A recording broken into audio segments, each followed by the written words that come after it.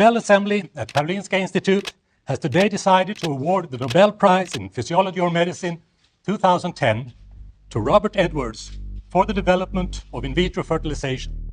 In 2010, Robert G. Edwards, the pioneer of IVF, won the Nobel Prize. He was the only winner because he was the only person alive in the three-person team that led the experiments, resulting in Louis Brown. I was recently going through the article on The Wire when I came across something fascinating. 67 days after Louis Brown was born, a second independent team from Calcutta led the experiments, resulting in the world's second IVF baby and India's first. They used completely different methods from their British counterparts, and the methods that they use are still in practice today. 3 years after the discovery, the person who led these experiments was found hanging in his room in Kolkata. This is the life of Dr. Subhash Mukherjee. Dr. Subhash Mukherjee. Dr. Subhash Mukherjee. Subhash Mukherjee had a BSc in physiology, an MBBS, and 2 PhDs, the second from UK. In 1967, he returned to India from the United Kingdom and started work at Neil Ratan Sarkar College. Nice Wes Anderson style place. In 1974, Prabhat and Bela Agarwal, a wealthy Marwari couple, would approach Dr. Subhash Mukherjee on a recommendation from their family doctor. They had consulted every doctor across Bengal worth his salt, and none of them could guarantee them a child, except Dr. Mukherjee. After initial examinations, Subhash Mukherjee found out that Bela Agarwal had a blocked fallopian tube. Now, a blocked fallopian tube was treatable. In fact, it was a very profitable practice among 20th century gynecologists in Calcutta. Why Subhash Mukherjee chose to go for IVF is unclear to me, but it's a question that will come to haunt him later. There was a chance that the child could be born deformed, and the Agarwals were informed of it. Mr. Agarwal put it bluntly. He said any child was better than no child. The elephant in the room, though, was what if the child was actually born deformed? Dr. Mukherjee decided that it was best to conduct the experiment as the secrecy of his home. He knew that the experiment would cause quite the stir. Be careful, we are holding the tail of a tiger, he tells his friend and partner, Dr. Subhash Mukherjee. In 1976, Subhash Mukherjee was transferred to Bankura Samadhi College, 200 kilometers away from where he was performing the experiments. আমাকে বলছেন আমি একদিন নবরূপের সব বলি He came pretty close. On October 3rd, 1978, Dr. Subhash Mukherjee and his team were successful. A baby girl, Durga, was born to Prabhat and Bela Agarwal. Sidestepping common practice of having their work peer-reviewed and then publishing it through scientific publications, Dr. Mukherjee and his team published the news straight through the media. Not even the government knew about what they were doing. All of Calcutta went mad. There was a doubtful, and then there was a desk filled with requests from thousands of Chinese couples. At first, there was some measured enthusiasm about the news. Dr. Mani Chetri, the director of health services, said that he found the claim quite convincing, and that if the team could now prove it, West Bengal had a place of pride in the medical world. The Kolkata team even claimed 3 firsts to their credit. The eggs were produced by artificially stimulating the ovary, unlike the British team that waited for the eggs in the natural cycle. He had to take a less invasive approach of a process that is known as posterior colposcopy, unlike Edwards and Steptoe, who access the eggs through the abdomen. The third and most contentious of the 3 was that Subhash Mukherjee cryopreserved the embryo using nitrogen. He had to resort to cryopreservation because the eggs were not produced in a natural cycle. They were artificially stimulated.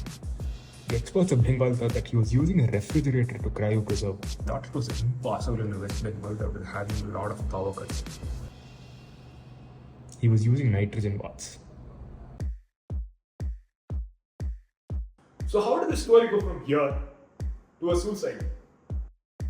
একটু হয়তো বুঝতেন, তারা এটা বুঝে গেছিলেন যে এটা এত বড় একটা কাজ, সেই প্রেক্ষাপটে তারা খুব ছোট হয়ে যাবে, তারা তারা ম্রিয়মান হয়ে যাবে, তারা একদম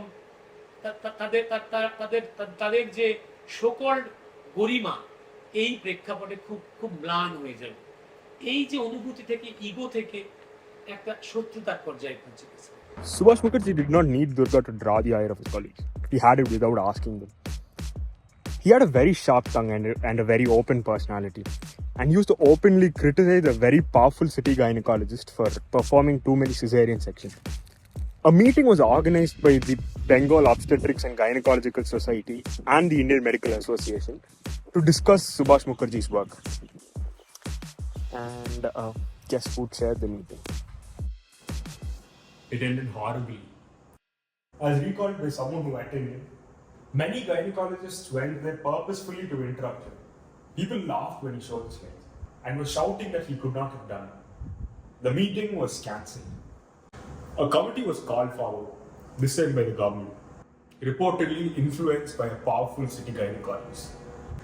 Every article and every interview that I read about Subhash Mukherjee and about this entire saga were unanimous in one thing. মানে এগুলো তো প্র্যাকটিক্যাল ব্যাপার, যে যে করেছে সেই বুঝতে পারবে। আর তো যারা তিনি ওই যে নিউরোফিজিওলজিস্ট, রিপ্রোডাক্টিভ ফিজিওলজির কী জানবে, কতটুকু জানবে? সে প্রশ্ন করছে যে বই থেকে পড়ে এসে, আমার মনে হয় যে আপনি তো ওভাম তো নেগেটিভলি চার্জ অমুক তমুক কী বলতে যাচ্ছিলেন। সুভাষ জাস্ট ইন্টারাপ্ট করে বললেন, Dr. Mikey, have you seen an ovum in your lifetime? Dr. Mikey বললেন না। যেই বললেন সঙ্গে সঙ্গে বললেন, don't talk about it. No one in the committee had any idea about what they were inquiring about.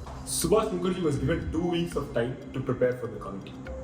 2 weeks was too short a time to collect years of his work, but long enough to go around your mom once. He requested for more time, which was promptly denied. Under the trial of a kangaroo court, Subhash did not disclose all the details of his work, including but not limited to the exact methods of cooling that he used. He did not want to reveal the data before reassuring the reproducibility of his work. He was very secretive about his work, with one gynecologist noting that he was guarding it like a woman would guard her age. The committee came out saying that Subhash's work was a whole lot of dog shit. It dismissed his claims, saying the successful transfer of in vitro fertilized frozen-thawed human embryo was unsubstantiated, and that the experiment was not possible with the resources he had. Basically, they were calling him a liar. Mukherjee's claims were unfortunately hard to prove. First, there was no way of proving that the mother's fallopian tubes were actually blocked. Second, there was no way of proving that Durga was not born during the 53 days of cryopreservation. To prove that the mother's fallopian tubes were blocked, it required the Agarwals to cooperate. Having got the baby they wanted though, they did not want anything to do with testing anymore. They refused to be guinea pigs. They even renamed Durga, fearing that she would be treated as abnormal in school if word got out. She grew up as Kanupriya Agarwal. Subhash would tell the committee that it was fine, they don't have to believe him. He'd do it again because that's how science works. I've got to put that on a t-shirt. At his own home, using available hormones, and using a cryopreservation technique that was until then used to store cattle semen in humans. Oh shit. Subhash Mukherjee was doing jugaad on another level. He apparently used to blow at the vessels containing the embryos to give it CO2. The incubators could only control the temperature, but not the gases. Having had a year full of all these criticisms, Subhash Mukherjee dusted them off and began working on his next big project. It was close to the cloning that sci-fi talked about. Word about his work though got out. He was invited by the Primate Research Center, Kyoto, to attend a meeting at their expense. Subhash Mukherjee applied for permission to attend. Not only was it denied, the DHS, the Director of Health Services, also ordered him not to leave the country. Shortly afterwards, Subhash Mukherjee suffered a heart attack. He applied for special leave. While he was denied the leave he wanted, he was transferred to the Regional Institute of Ophthalmology. What was he supposed to do at my hospital? Belittled and humiliated, 44 days after the transfer order was issued, Subhash Mukherjee gave up fighting the system. ঘরের ভেতর যাই, তারপরে আমি ঘরের ভেতরে গিয়ে দেখি body ঝুলছে। He left behind a suicide note, a widow, who died fighting, trying to get him the credit he deserved. and his unpublished work, waiting to be picked up. কেউই প্রায় হেল্প করেনি, কেউই না। হেল্প যদি করতো তাহলে তো অন্য সিচুয়েশন হতো। Subhash Mukherjee's story, though, did not die a silent death. In 1990, Tapan Sinha directed Pankaj Kapoor in a film that won 3 national awards and 1 Filmfare Award, based on Subhash Mukherjee's life, loosely, called Ek Doctor Ki Maut. His claims of creating an IVF baby, though, were dismissed, in the medical circle at least.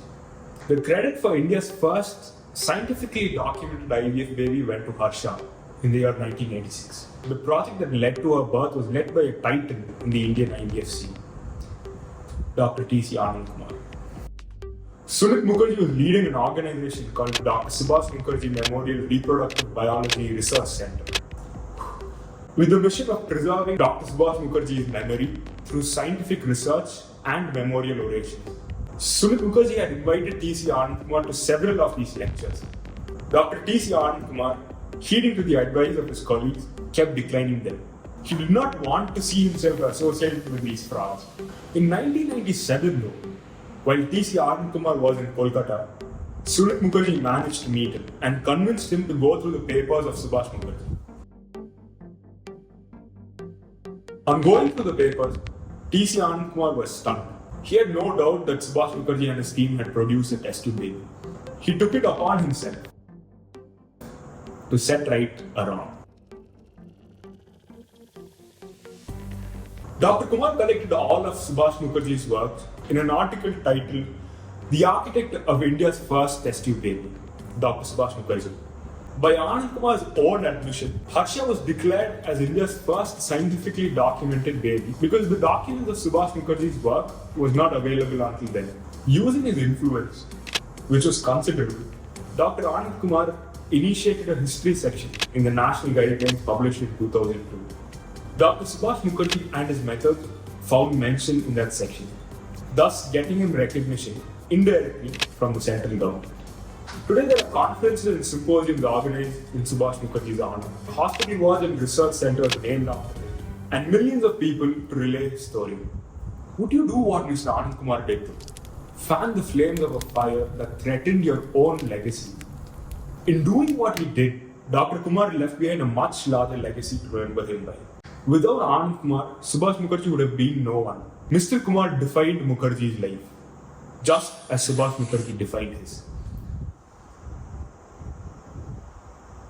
Over 5 million IVF babies have since been born, mostly using the methods that Subhash Mukherjee discovered. The first cryopreservation and the first artificial stimulation using HMG are credited to Australia and the United States respectively. Subhash is a story that couldn't have taken place anywhere else. Some place where merit meets mediocrity, and the latter thinking that if I can't do it, then neither should he. There's even a recognized term for it, the Indian crab syndrome. It's taken a lot from our country. A Nobel Prize was probably the least of them. Food for thought.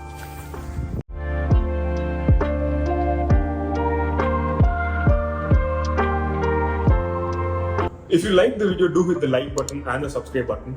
And if there's anything you didn't like over the video, do let me know in the comments below. That being said, I'll see you in the next one.